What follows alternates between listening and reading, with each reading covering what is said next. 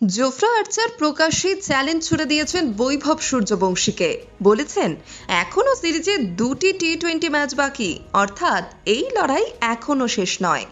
কিন্তু এখানেই রয়েছে সবচেয়ে বড় কৌতূহল, কারণ ইতিহাস বলছে বৈভব সূর্যবংশীকে যখনই কেউ চ্যালেঞ্জ করেছে তখনই বিহারের এই তরুণ ব্যাটার ব্যাট হাতে এমন জবাব দিয়েছেন যা অনেক বড় বড় বোলারের পরিকল্পনাকেই ব্যর্থ করে দিয়েছে। আইপিএলে প্রফুল হিঙ্গে থেকে শুরু করে প্যাট কামিন্স একাধিক বোলারের বিরুদ্ধে বৈভবের আগ্রাসী ব্যাটিং ইতিমধ্যেই আলোচনার বিষয় হয়েছে। এমনকি সুনীল নারিনও ধারাভাষ্যে স্বীকার করেছিলেন বৈভবকে আউট করার জন্য পরিকল্পনা তৈরি করা হয়েছিল, কিন্তু সেই পরিকল্পনা সফল হয়নি। এবার সেই তালিকায় যোগ হয়েছে জোফরা আর্চারের নাম। তৃতীয় টি-20 ম্যাচে বৈভবকে আউট করার পর জোফরা আর্চারের একটি মন্তব্য সোশ্যাল মিডিয়া দ্রুত ভাইরাল হয়ে যায়। তবে তার আগে ম্যাচের কথায় আসা যাক। ইংল্যান্ডের বিরুদ্ধে তৃতীয় টি-20 ম্যাচে ভারত ইতিহাসের অন্যতম বড় পরাজয়ের মুখ দেখেছে। 202 রানের লক্ষ্য তাড়া করতে নেমে ভারত মাত্র 76 রানে অল আউট হয়ে যায়। ফলে 125 রানের বিশাল ব্যবধানে হারতে হয় ভারতকে। টি-20 আন্তর্জাতিক ক্রিকেটে 100 রানের বেশি ব্যবধানে ভারতের হার এই প্রথম। মাত্র 15 বছরের বৈভব সূর্যবংশী শুরুটা করেছিলেন আত্মবিশ্বাসের সঙ্গেই। ইনিংসের দ্বিতীয় বলেই জোফরা আর্চারকে দুর্দান্ত একটি বাউন্ডারি হাঁকান তিনি। তখন মনে হচ্ছিল আবারও ঝড় তুলবেন, কিন্তু খুব বেশি দূর এগোতে পারেননি। আর্চার একই ধরনের বাউন্সার বল করেন। বৈভব আক্রমণাত্মক শট খেলতে গিয়ে বলটি ঠিকমতো টাইম করতে পারেননি এবং সহজ ক্যাচ তুলে দেন।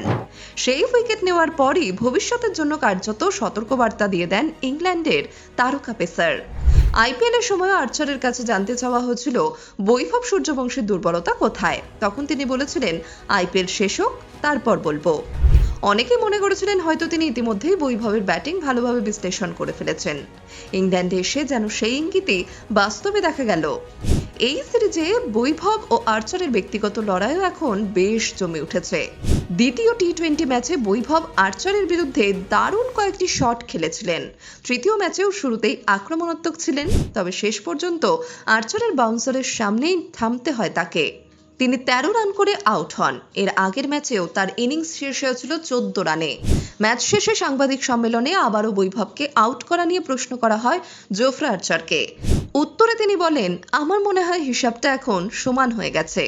এই মন্তব্য অনেকেরই স্টিভ স্মিথের একটি পুরনো সাংবাদিক সম্মেলনের কথা মনে করিয়ে দিয়েছে। আর্চার আরও বলেন, সিরিজে এখনও 2টি টি-20 ম্যাচ বাকি, তাই এই প্রতিদ্বন্দ্বিতা যে কোনো দিকেই মোড় নিতে পারে। তার কথায় এখনো 2টি ম্যাচ বাকি রয়েছে, কি হবে সেটা এখনই বলা যায় না।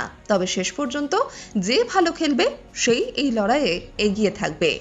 ইংল্যান্ডের জয় নিয়েও নিজের দলের প্রশংসা করেছেন আর্চার। তিনি বলেন, কখনো কখনো নিজের আবেগ নিয়ন্ত্রণে রাখা খুব গুরুত্বপূর্ণ। আজ আমরা সেটাই করতে পেরেছি। অতিরিক্ত উত্তেজিত না হয়ে পরিকল্পনা অনুযায়ী খেলেছি, আর সেটাই আমাদের সাফল্য এনে দিয়েছে।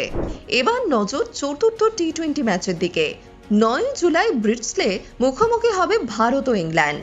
সিরিজে ইংল্যান্ড ইতিমধ্যেই 2-0 ব্যবধানে এগিয়ে রয়েছে। ভারতের সামনে এখন অন্তত জয়ের খাতা খোলার বড় চ্যালেঞ্জ। এদিকে টানা 2টি ম্যাচে ব্যর্থ হওয়ায় বৈভব সূর্যবংশীকে সোশ্যাল মিডিয়ায় সমালোচনার মুখেও পড়তে হচ্ছে। তবে ক্রিকেটের ইতিহাস বলছে কোনো বড় ক্রিকেটারের কেরিয়ারের শুরু থেকেই সাফল্যে ভরা ছিল না। আজ সৌরভ গঙ্গোপাধ্যায়ের জন্মদিন। ক্রিকেট প্রেমীরা জানেন লর্ডসে অভিষেক টেস্টেই 100 রান করার বিরল কৃতিত্ব রয়েছে তার, কিন্তু এমন সূচনা সবার ভাগ্যে জোটে না।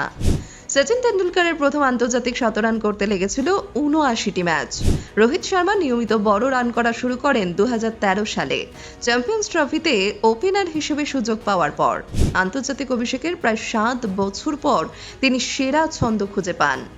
বিরাট কোহলিও ক্যারিয়ারের শুরুর দিকে ধারাবাহিক ব্যর্থতার মুখ দেখেছেন। মহেন্দ্র সিং ধোনিকেও বিশ্বমানের ধোনি হয়ে উঠতে প্রায় 1 বছর সময় লেগেছিল। তাই মাত্র কয়েকটি ম্যাচ দেখে কোনো তরুণ ক্রিকেটারের ভবিষ্যৎ বিচার করা কঠিন। বৈভব সূর্যবংশীর সামনে এখনো অনেক পথ বাকি। প্রতিভা, সাহস এবং সুযোগ, এই তিনের সমন্বয় হলে তিনিও ভবিষ্যতে ভারতীয় ক্রিকেটের অন্যতম বড় তারকা হয়ে উঠতে পারেন। এবার আপনাদের মতামত জানার পালা। ব্রিডসলে চতুর্থ টি-20তে কি হবে বলে মনে করেন?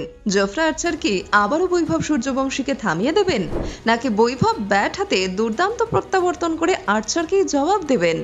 আপনার মতামত অবশ্যই কমেন্টে জানান।